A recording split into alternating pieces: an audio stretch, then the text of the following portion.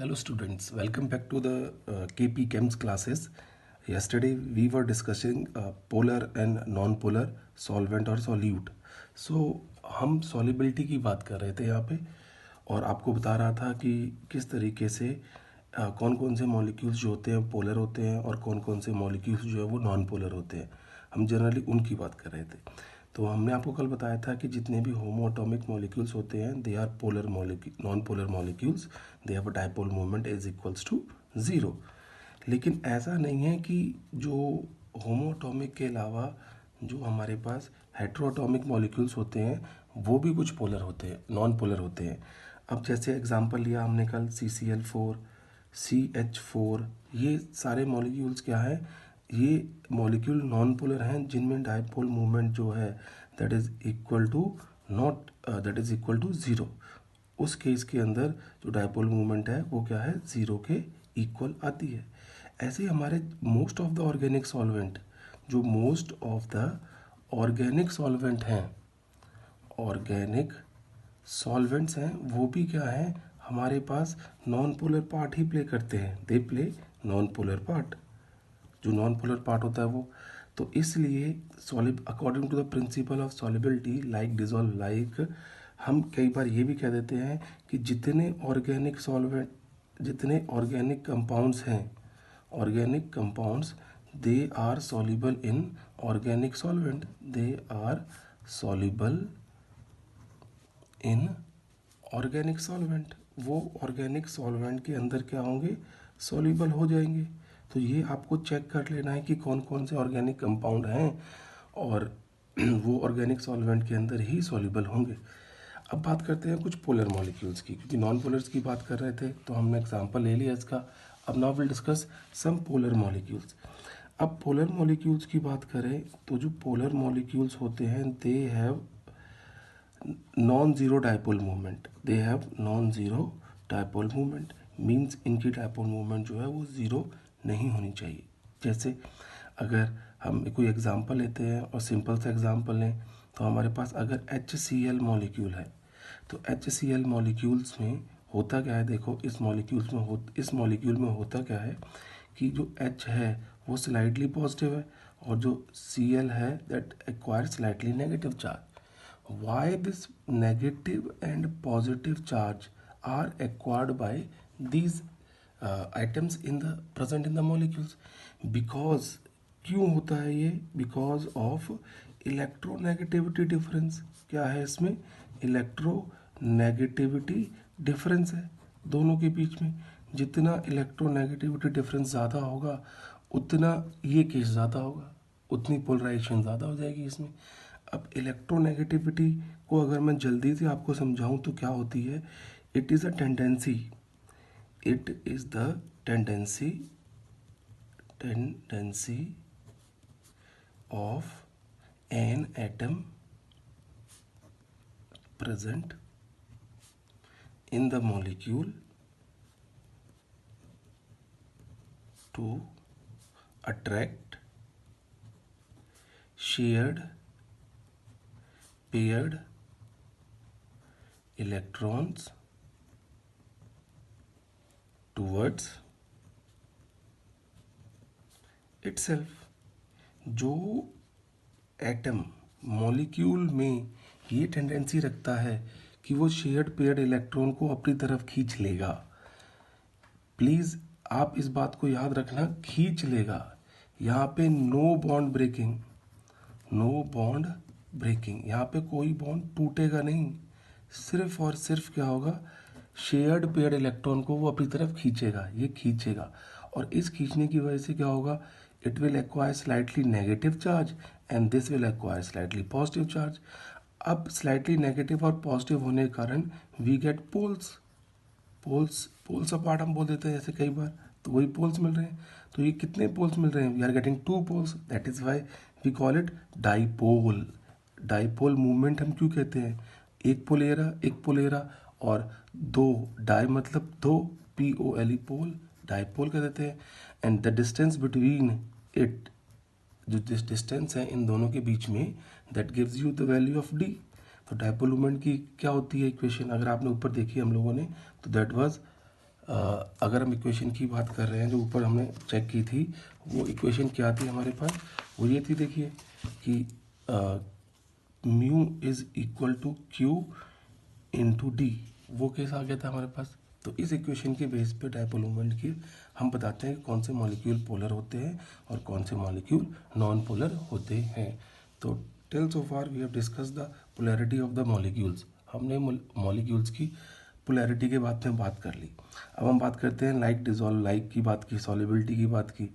अब सॉल्युबिलिटी में एक और चीज़ आप चेक कर सकते हो। सॉल्युबिलिटी के केस के अंदर, इन केस ऑफ solubility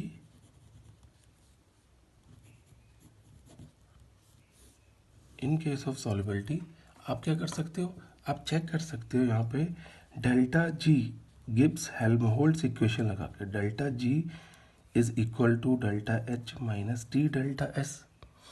अब कोई भी solute, any solute will only dissolve in solvent if it has delta G is equal to negative. आपने लास्ट ईयर थर्मोडायनेमिक्स में 11th क्लास में थर्मोडायनेमिक्स में एक बात पढ़ी होगी कि if the reaction is spontaneous, तो रिएक्शन फिजिबल है, तो रिएक्शन होगी, और डेल्टा जी की वैल्यू नेगेटिव आएगी तो reaction will be spontaneous. If delta G is equal to positive, then reaction will be non spontaneous. Reaction क्या हो जाएगी, नॉन स्पॉन्टेनियस हो जाएगी। अब ये स्पॉन्टेनियस और नॉन स्पॉन्टेनियस रिएक्शन का मतलब क्या है, तो बस आप इस केस के अंदर इतना याद रखो, इफ़ अगर आप किसी चीज़ को डिज़ोल्व कर रहे हो, किसी सॉल्यूट को क्या कर रहे हो, डिज़ोल्व कर रहे हो किसी सॉल्वेंट के अंदर, अगर उसकी डेल्टा जी की वैल्यू नेगेटिव आ रही है तो वो क्या हो जाएगा, इट विल बी सॉल्युबल। अगर डेल्टा जी की वैल्यू पॉजिटिव आ रही है तो आप बोलोगे इट विल बी इनसॉल्युबल। वो क्या होगा, इनसॉल्युबल केस आएगा वहाँ पे। क्लियर है? I hope you will understand the principle of solubility. हमने थोड़ा बहुत इसके बारे में डिटेल बताया आपको, क्या होता है क्या होता है क्या होता है ये, और हम चैप्टर से थोड़ा सा अलग भी निकल गए थे, लेकिन ये कंसेप्ट आपको सॉल्युबिलिटी के बारे में पता होना चाहिए। Now we will discuss types of solution on the basis of how many solute present in the solution. तो हम बात करते हैं किसकी, will discuss types of solution. अब हम टाइप्स ऑफ सॉल्यूशन की बात करेंगे। देखिए टाइप्स ऑफ सॉल्यूशन की बात करें हम लोग, टाइप्स ऑफ सॉल्यूशंस, तो टाइप्स ऑफ सॉल्यूशन में अगर हम डिस्कस करते हैं तो हमारे पास क्या केस आता है। देखिए हम किस तरीके से बात करते हैं उसकी टाइप्स ऑफ सॉल्यूशन में। ये है नंबर ऑफ सॉल्यूट मॉलिक्यूल्स और types of solute present in the given solvent। कितने टाइप्स ऑफ सॉल्यूट प्रेजेंट होंगे एक गिवन सॉल्वेंट के अंदर। जनरली हम नंबर ऑफ मॉलिक्यूल्स की बात जो है वो कम करते हैं, ठीक है, लेकिन हम जो यहाँ पे क्लासिफिकेशन दे रहे हैं वो दे रहे हैं types of solute present in the given solvent. किसी भी सॉल्वेंट के अंदर कितने टाइप्स ऑफ सॉल्यूट प्रेजेंट है। तो हम कह देते हैं if we have only one solute in the solvent, then solution is binary solution। binary solution कहते अगर आपके पास किसी भी सॉल्यूशन के अंदर एक सॉल्यूट है सिर्फ और एक क्या है, सॉल्वेंट है, ओनली वन सॉल्वेंट, तो such type of solution is known as binary solution. क्या बोलेंगे, binary solution. You can increase the number of solute, आप नंबर ऑफ सॉल्यूट को इंक्रीज कर सकते हो. Let's take an example of this first. Sugar, if sugar is sugar mixed with water, it has only two components, sugar and water. तो such type of solution, जो solution मिलेगा इन दोनों को dissolve करके, that will be binary solution. वो क्या होगा हमारे पास, binary solution होगा. Clear है? I hope this is clear. If I add sugar plus common salt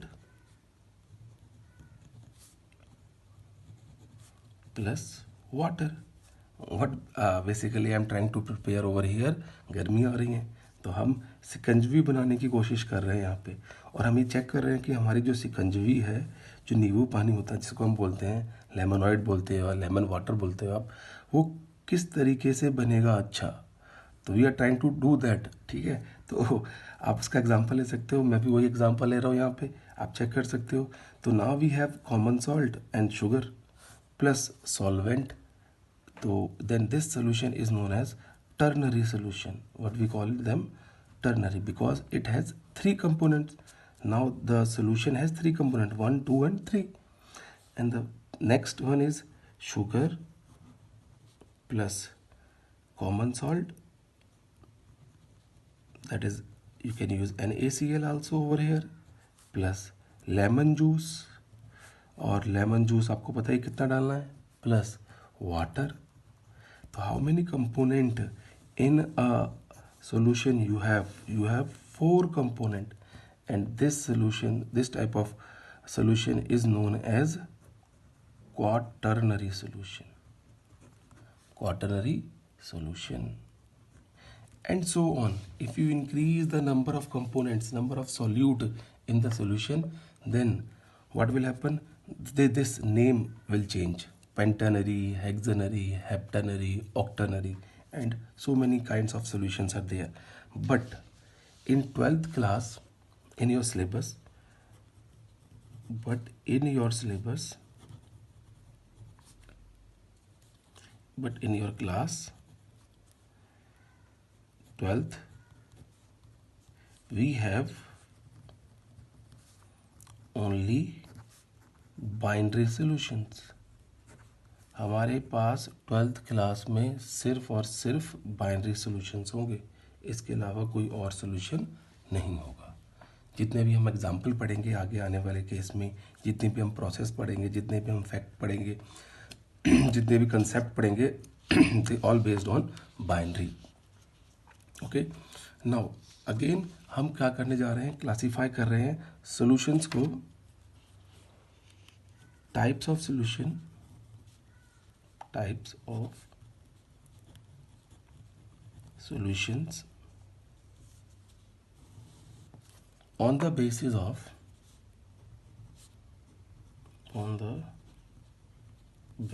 of physical state of solute and solvent. Solute और सॉल्वेंट की फिजिकल स्टेट के base पे, इसकी फिजिकल स्टेट क्या होगी, इसकी फिजिकल स्टेट क्या होगी, उसके बेस पे हम सॉल्यूशन को क्लासीफाई कर रहे हैं यहाँ पे.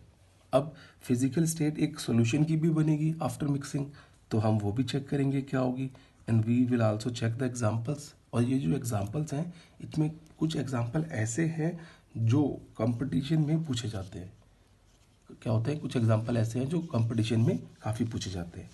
तो हम क्या करते हैं, चलो बात करते हैं, एग्जांपल्स को डिस्कस करते हैं, इनको डिस्कस करते हैं. तो सबसे पहले हमारे पास आता है case solute, then we have solvent,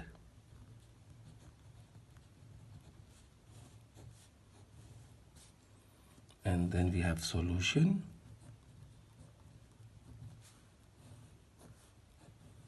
and we will try to give certain examples. तो example done.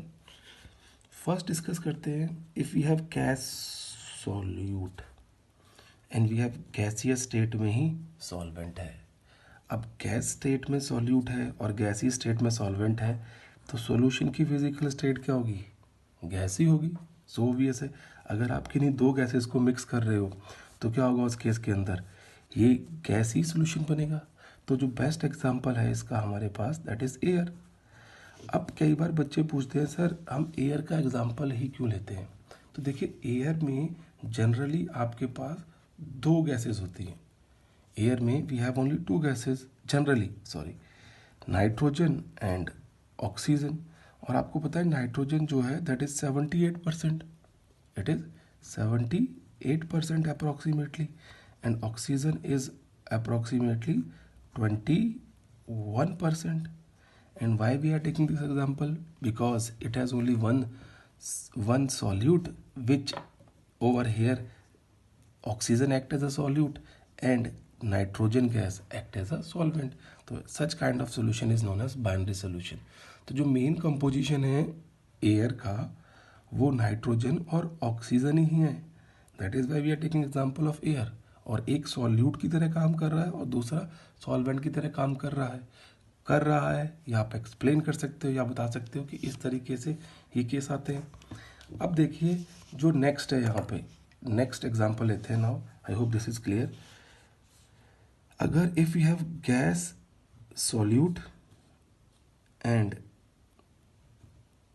Gas liquid, sorry, if you have gas solute and liquid solvent, if you have gas solute and liquid solvent, तो आपके पास क्या है? Simple, कोई भी जो solution बनेगा that will be liquid, वो लिक्विड ही बनेगा। एक चीज़ और आपको मैं क्लियर कर दूं यहाँ पे, what ever may be the physical state of solvent that will be the physical state of the solution. जो भी फिजिकल स्टेट सॉल्वेंट की रहेगी वही फिजिकल स्टेट किसकी बनेगी? सॉल्यूशन की बनेगी, क्योंकि जो एक्सेस में होगा उसका अमाउंट ज़्यादा होगा। तो हम उसको केस को यहाँ पे डिस्कस कर रहे हैं, ठीक है। तो ये आ गया गैस इन लिक्विड। ये तो सबका फेवरेट एग्जांपल्स आते हैं यहाँ पे। हम बोल देते हैं इस केस के अंदर soft drinks, what we call soft drinks. और आजकल बड़ा शौक भी चल रहा है बियर, गर्मियाँ चल रही हैं, बियर्स, जितनी भी बियर वगैरह बनती हैं, हार्ड ड्रिंक जिसको हम बोल देते हैं, उसमें भी क्या होता है? CO2 डिज़ोल्व कर देते हैं हम वाटर प्लस सम फ्लेवर्स के साथ फर्मेंटेशन के बाद, ठीक है। तो सॉफ्ट ड्रिंक्स क्या है? सॉफ्ट ड्रिंक में क्या करते हैं हम? जनरली वाटर लेते हैं और वाटर में हम क्या करते हैं? एक पर्टिकुलर प्रेशर पे CO2 को डिज़ोल्व करते हैं, क्लियर है। तो इस केस के अंदर भी हम क्या कर रहे हैं? Gas in liquid. यहाँ पे जो CO2 है वो स्मॉल अमाउंट में होगी और हमारे पास जो वाटर है that will be in excess amount. So हम क्या कहेंगे इस केस के अंदर? वी विल से कि CO2 is a solute and H2 is water over here. तो बियर हो गया, बहुत सारे केसेज हैं जहाँ पे ये आते हैं। सॉफ्ट ड्रिंक, कोल्ड ड्रिंक्स आपकी हो गई, एरेटेड ड्रिंक्स हम इनको बोल देते हैं, generally what we call them aerated drinks. जितने भी एरेटेड ड्रिंक्स होते हैं उस केस के अंदर हम ये गैस इन लिक्विड सोल्यूशन हमें मिलता है बच्चे, ठीक है। Now will discuss the third type. Third type पे हमारे पास क्या होता है? That is solute is gas and solvent हमारे पास क्या है? That is solid. And solution क्या बनेगा? आपको ही बताया मैंने कि जो भी फिजिकल स्टेट होगी सॉल्वेंट की that will be the physical state of the solution. जो सॉल्वेंट की फिजिकल स्टेट रहती है वही फिजिकल स्टेट सोल्यूशन की बनती है। अगर सॉल्वेंट सॉलिड है तो इट विल बी सॉलिड। अब यहाँ पे हमें सोचना पड़ता है कि गैसेस को हम किस तरीके से सॉलिड में डिजोल्व करेंगे। ये तो एक क्वेश्चन बनता है कई बार कि how we will dissolve the gases in solid. But आपको याद रखना है यहाँ पे, क्योंकि आपने प्रोसेस पढ़ी हुई है सारी, दैट इज कैटालिसिस। कैटालिसिस के अंदर आप बहुत ज़्यादा देख चुके हो कि हाइड्रोजन गैस जो होती है that can be easily absorb on the surface of nickel, platinum, palladium etcetera. कि जो हाइड्रोजन गैस है it is adsorb. Here is a new word for you, adsorb. Adsorb mean surface phenomena होता है, ये हम बाद में डिस्कस करेंगे। We have a surface concept है ये, we have surface chemistry in your syllabus, so over there we will discuss this concept, surface concept discuss करेंगे। तो आप बोलोगे कि जो हाइड्रोजन होती है वो सॉलिड सरफेस के ऊपर एड्जॉर्ब हो जाती है, and the finally kind of solution you will get over there that will be solid solution. And the type of solution को क्या बोलेंगे हम, we call it gas in solid solution. तो this is the third example. Now the case of gaseous state we have finished over here, जहाँ पे हमारा solute gaseous state में मिल रहा है हमें। ठीक है, हम बात करते हैं दूसरे केस की। देखिए नेक्स्ट एग्जाम्पल को डिस्कस करते हैं हम लोग। गैसियस खत्म हो गया, now will discuss liquid. Liquid in gas, liquid in gas की बात करें हम लोग तो हमारे पास क्या होगा, मैंने आपको बताया कि अगर लिक्विड इन गैस की बात करेंगे तो सोल्यूशन की फिजिकल स्टेट क्या होगी, जो सॉल्वेंट की फिजिकल स्टेट होगी। अब हम कहेंगे लिक्विड को गैस में कैसे डिसॉल्व करें, तो आपने फॉग देखा होगा, you must have seen fog. Okay, आपने फॉग देखा होगा कि क्या होता है, या आप कह सकते हो ह्यूमिडिटी। ह्यूमिडिटी फॉग बेसिकली अगर आप यहाँ पे बोलना चाहो तो कई बार नहीं भी लोग मानते हैं, क्योंकि फॉग में जो पार्टिकल्स होते हैं they are suspended and we are not able to see the distance particle. तो कई बार कोलोइडल सोल्यूशन की भी बात कर देते हैं इस केस के अंदर। Humidity is the best example for it. Humidity जो है वो इसका बेस्ट एग्जाम्पल है। और you can also say chloroform in nitrogen gas, you can also say chloroform in N2 nitrogen gas, तो ये भी इसका एक बहुत अच्छा एग्जाम्पल है। तो आप क्या कर सकते हो, लिक्विड इन गैस सोल्यूशन की बात करें तो क्या होगा हमारे पास, हम कहेंगे कि लिक्विड इन गैस सोल्यूशन के केस के अंदर लिक्विड को गैस में मिक्स करोगे तो गैसियस सोल्यूशन की फिजिकल स्टेट आएगी। और एग्जाम्पल ये होंगे, आपको ये वाले जो एग्जाम्पल्स हैं थोड़े से वो ध्यान से याद रखने हैं। जैसे हम बात कर रहे थे इस केस की, ये दौड़ा, क्योंकि बच्चे कई बार कंफ्यूज हो जाते हैं कि इनके एग्जाम्पल्स क्या होंगे, और कंपटीशन लेवल पे इनके एग्जाम्पल पूछ लिए जाते हैं। The next case is liquid in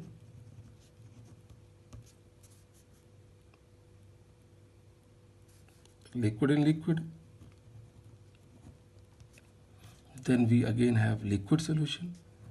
It is also it has a good example of liquid solution. We have alcohol, as you all are aware about it.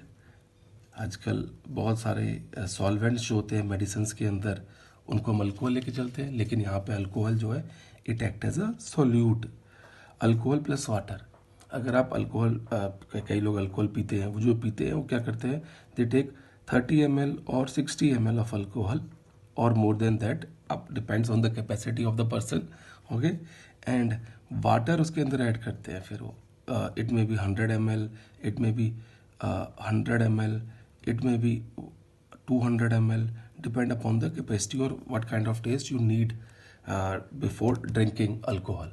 Okay, तो ये भी इसका एग्जांपल है, बहुत अच्छा एग्जांपल है। आप ये भी बोल सकते हो, यही नहीं आप एग्जांपल दे सकते हो, आप बोल सकते हो लेमन जूस इन वाटर। आपको पता है लेमन जूस क्या करोगे, आप सिर्फ वाटर में स्क्वीज़ करके कई लोग पीते हैं बहुत अच्छी तरीके से। तो ये भी लिक्विड है और ये भी लिक्विड है, और लेमन जूस को आप बहुत कम अमाउंट में डालते हो, क्लियर है, तो उसकी वजह से, और वाटर क्या करते हो एक्सेस में डालते हो, तो ये भी एक लिक्विड इन लिक्विड सोल्यूशन की ही एग्जांपल देता है। नेक्स्ट हमारे पास क्या है, देखो बच्चे, that is solid in liquid, जो बहुत फेमस है। Solid in liquid, physical state of the solvent is liquid over here, then the physical state of the solution will be liquid, वो भी क्या होगी आपके पास, that will also be liquid. अब इस केस में क्या होता है, एग्जाम्पल दें तो इसमें तो numerous example you can give, sugar, salt, anything, glucose. तो जो सारे एग्जाम्पल बता रहा हूँ इन सबको आपको डिसॉल्व करना है किसके अंदर, वाटर के अंदर। तो सॉलिड इन लिक्विड का एग्जाम्पल क्या होगा कि अगर आप शुगर या सॉल्ट को वाटर के अंदर डिसॉल्व कर दोगे तो that will be the example of this kind of solution. इसके अलावा आप और ग्लूकोज को बोल सकते हो, आप और भी बहुत सारी चीज़ें ले सकते हो यहाँ पे जो डिस्कस की जा सकती है बच्चे। ओके, तो ये हमारे पास आ गया सॉलिड इन लिक्विड सोल्यूशन, इसको हम बोलते हैं solid in liquid solution. Okay, अब नेक्स्ट है, देखिए नेक्स्ट टाइप हम डिस्कस कर रहे हैं यहाँ पे कि क्या आएगी इसकी, तो नेक्स्ट टाइप के केस के अंदर देखिए हम क्या डिस्कस कर रहे हैं। फिर से मैं ऊपर थोड़ा सा हेड डाल देता हूँ कि किस तरीके से आप डिस्कस चीज़ें होंगी, वो वाली केस होंगे।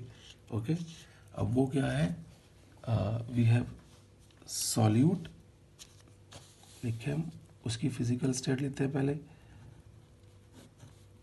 And then we have solvent, and we have solution, and then we take an example sum discuss करते हैं उनकी. Okay, now the last type of solution we are going to discuss over here, and that is we have a solid solute.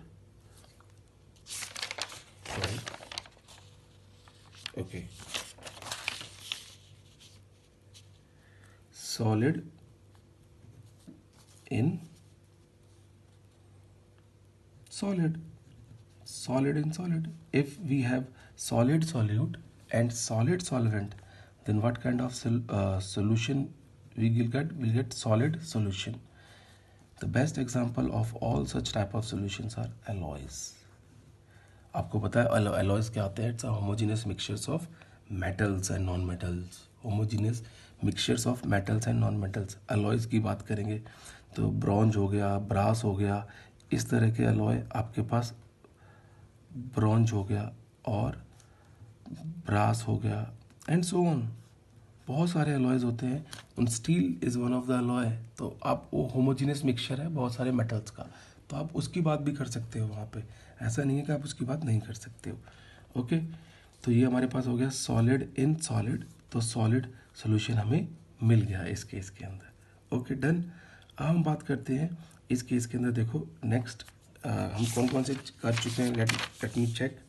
We have discussed gaseous state and physical state of the solution. तो हम 3 gaseous state कर चुके हैं solute के, and 2 हमने liquid state की है और 2 सॉलिड स्टेट की है. तो we are left with 1 liquid state of solute and 2 solid state of solute. So let me check one more example over here. आगे हम मूव करते हैं इसके आगे कि हमारे पास क्या आएगा. तो now will discuss liquid in solid. We have discuss liquid in solid. Okay, we will discuss liquid in solid. Liquid in solid. Now the physical state of the solvent is again solid. तो solution का क्या आएगा? You will get solid. अब ये थोड़ा जो example देना होता है इसका, वो बच्चों को थोड़ा कॉम्प्लिकेटेड लगता है. कहते हैं लिक्विड में हम सॉलिड कैसे डिसॉल्व कर देंगे. तो इसमें एक एग्जांपल आता है और आप याद रखो, amalgamation. That is amalgamation. Mercury का किसी के भी साथ आप बनाओ, मरकरी सोडियम का अगर आप अलॉय बनाओगे तो that process is known as amalgamation. और मरकरी किस में होती है बच्चे? That is in liquid state. वो लिक्विड स्टेट में होती है. और जो सोडियम है आपका that is in solid state. तो जो सोडियम का अमाउंट लोगे आप, that will be more as compare to the amount of mercury taken in this case. And what we have over here, आपको एक और याद रखना है, मरकरी जो होती है Hg does not amalgamated with iron. ये याद रखना है आपको कि मरकरी आयरन के साथ अमलगमेटेड प्रोडक्ट नहीं बनाती है. ओके, तो आपको थोड़ी चीज़ चेक कर लेनी है कि मरकरी क्या करती है, अमलगमेटेड प्रोडक्ट नहीं बनाती है. किसके साथ? आयरन के साथ. तो ये केस हो गया. देखो आपके पास लिक्विड एंड सॉलिड. तो लिक्विड सारे खत्म हो गए. Now we have one more example of solid. Solid in solid we have discussed, gas in solid we have discussed, solid in liquid we have discussed, and solid in gas we have discussed. No, solid and gas we have to discuss. We have to discuss solid and gas. Solid in gas. So such type of solution will be gaseous solution. Solution की physical state will be gaseous in this case. Now take the example of smoke pollution. आपको पता है बहुत सारे dust particle हमारे environment के अंदर present हैं, but we are not able to see them. तो हम कह देते हैं होमोजीनियस मिक्सचर बन गया, क्योंकि सॉलिड पार्टिकल जो होते हैं वो सस्पेंडेड है किसके अंदर, एयर के अंदर. तो उसकी वजह से हमारे पास क्या बनता है, होमोजीनियस सोल्यूशन बन जाता है उनका. तो स्मोक जो है उसका बहुत अच्छा एग्जाम्पल है. आप ये भी कह सकते हो कि कैम्फर, कपूर जिसे आप बोलते हो, डिजॉल्व इन नाइट्रोजन. क्योंकि कैम्फर क्या होता है, बेसिकली आपका सॉलिड होता है. या आयोडीन को अगर आप रख दो एयर के अंदर तो भी क्या हो जाएगा, वो उड़ जाएगी आपके पास, ठीक है. या अमोनियम क्लोराइड को रख दीजिए आप, तो वो भी क्या हो जाएगा, इस तरीके से एटमॉस्फेयर में डिजॉल्व हो जाएगा इन नाइट्रोजन एंड ऑल. तो ये आपके पास केस आते हैं बहुत सारे सॉल्यूशंस के. तो हमने यहाँ पे क्या किया, आज हमने डिस्कस किया है कि फिजिकल स्टेट ऑफ सॉल्यूशन के बेस पे, physical state of solute and solvent के बेस पे हमने क्लासिफिकेशन की है किसकी, सॉल्यूशंस की. तो basically we have got 9 types of solution, 9 types of solution. 3 we have got 3 gaseous state solution, 3 liquid state solution, and we got 3 solid state solution. So it's enough for now, and we will meet in the other lecture, and we will continue this lecture further. Okay, till then, take care. Bye bye.